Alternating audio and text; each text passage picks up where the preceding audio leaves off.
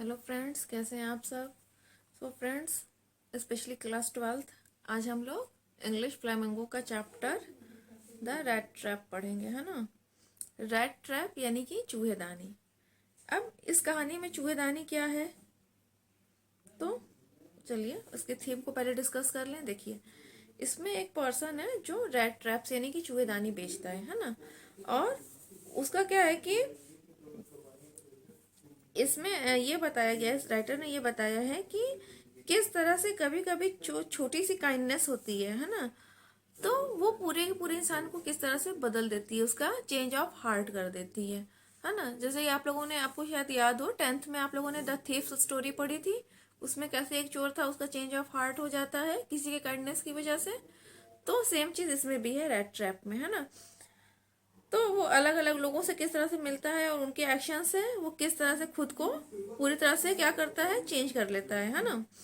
चलिए इसकी स्टोरी देख लेते हैं। स्टोरी या मेन पॉइंट्स हम लोग इसका देख लेते हैं, डिटेल में नहीं जाते हैं क्योंकि अब टाइम बहुत कम है और अभी क्या है, हम लोगों को टू द पॉइंट ही पढ़ना है ना। तो पूरा टेक्स्ट पढ़ने की जगह हम लोग इसकी समरी देख लेते हैं और मेन मेन पॉइंट्स डिस्कस कर लेते हैं, फिर इंपॉर्टेंट क्वेश्चंस की बात कर लेंगे, है ना। चलिए, तो रैट ट्रैप सेलर की स्टोरी है जो बहुत ही गरीब है और उसकी जो अर्निंग्स है वो भी बहुत ज़्यादा कम है ना। होता है ना कि उसके पास इतने पैसे भी नहीं कि वो ठीक से अपनी लाइवलीहुड चला सके।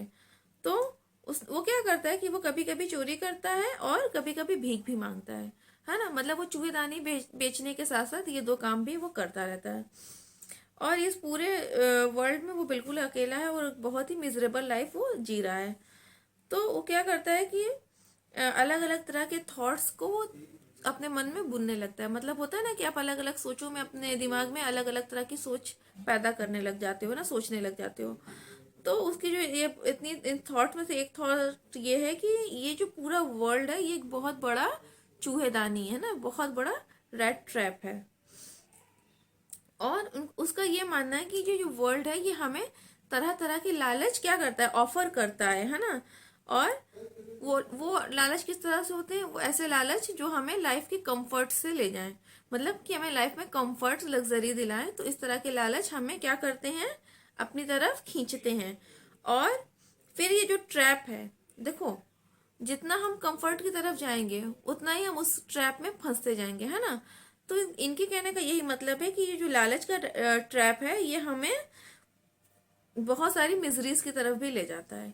सही बात भी, अगर हम जितना ज्यादा लालच करेंगे लग्जरियस लाइफ जीने का तो हमें उतना ही या तो हार्ड वर्क करना पड़ेगा और या तो फिर गलत रास्ता अपनाना पड़ेगा, जैसे कि इसने किया हुआ है। तो वो कहीं ना कहीं हमें बहुत सारी मिजरीज की तरफ तो ले ही जाएगा। तो हर रात वो पेडलर क्या करता था कि वो एक शेल्टर अपने लिए ढूंढ लेता था क्योंकि उसके पास उसका खुद का कोई घर नहीं था, है ना। बेसिकली ये बेघर है और कभी भी कहीं पे भी किसी के घर में भी जाकर रात गुजार के अपना काम चला रहा है ना। तो एक दिन उसको एक ओल्ड क्रॉफ्टर अपने यहाँ शेल्टर ऑफर करता है। तो दूसरे दिन मॉर्निंग में वो क्या करता है, उस क्रॉफ्टर के पैसे चोरी कर लेता है जो उसने, उस क्राफ्टर ने कैसे कमाए थे, गाय का दूध बेच करके, है ना।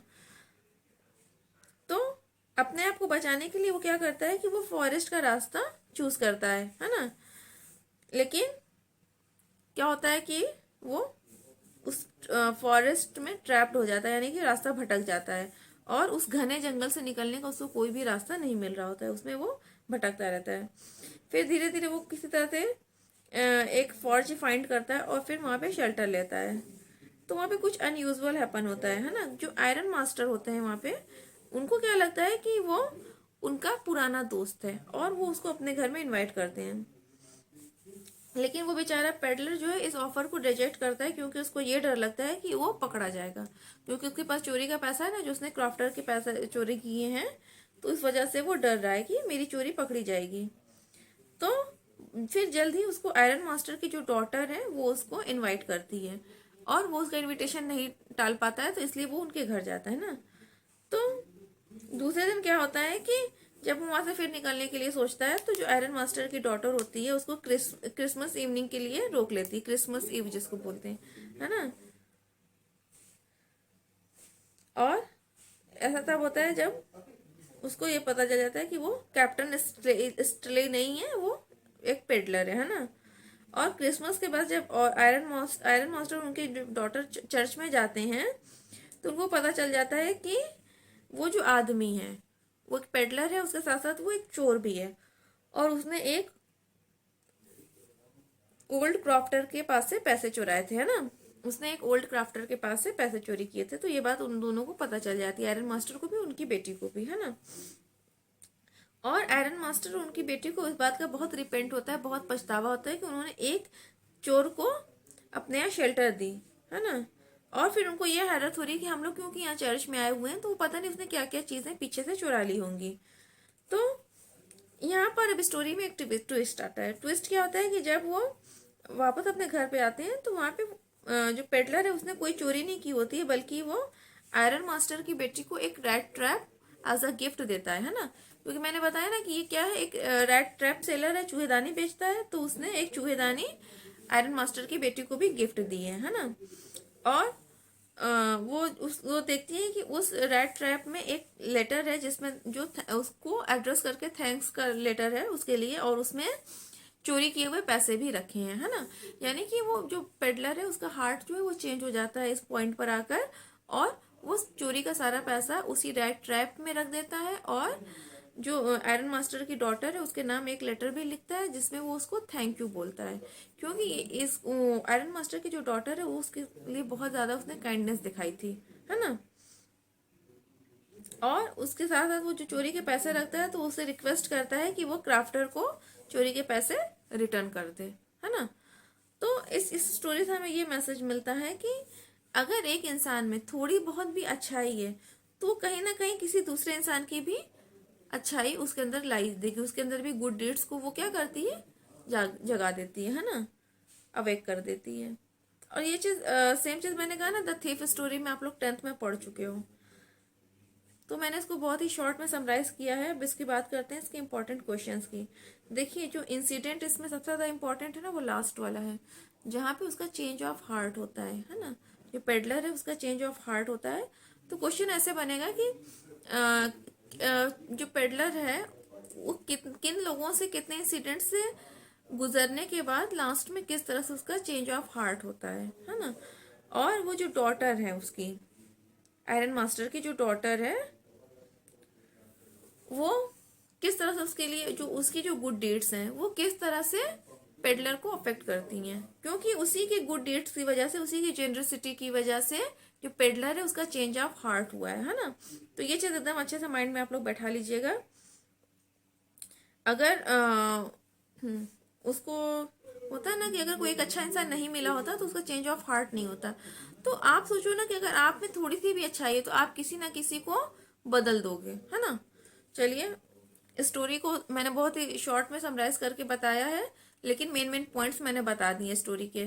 तो मेन पॉइंट्स भी अगर आप माइंड में रखते हो तो इजिली क्वेश्चन आंसर कर ले जाओगे, है ना। और क्वेश्चन मैंने बता दिया ना कि जो लास्ट वाला है वो उस पे ही मेन आपका इंपॉर्टेंट क्वेश्चन बनेगा कि किस तरह से उसका चेंज ऑफ हार्ट होता है। और थीम मैंने बता ही दी है कि थीम क्या है, कि किस तरह से दूसरों की अच्छाई से एक इंसान जो पेडलर है वो अपने आप को चेंज करता है ना। तो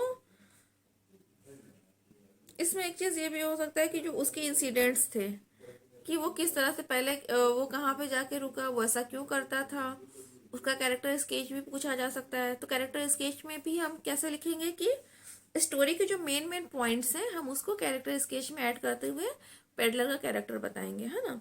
वैसे कैरेक्टर स्केच इसमें का नहीं आना चाहिए क्योंकि ये कोई लेजेंडरी कैरेक्टर तो है नहीं, ठीक है। तो इसके साथ साथ एक क्वेश्चन इसमें बन जाएगा कि जो पेडलर है उसने जो जेनरसिटी उस क्राफ्टर ने दिखाई थी उसको, और जो आयरन मैन की डॉटर आयरन मास्टर की डॉटर ने दिखाई थी वो, उन दोनों का कंपैरिजन और उसका एक्सप्लेनेशन भी इसके बारे में पूछ सकता है ना।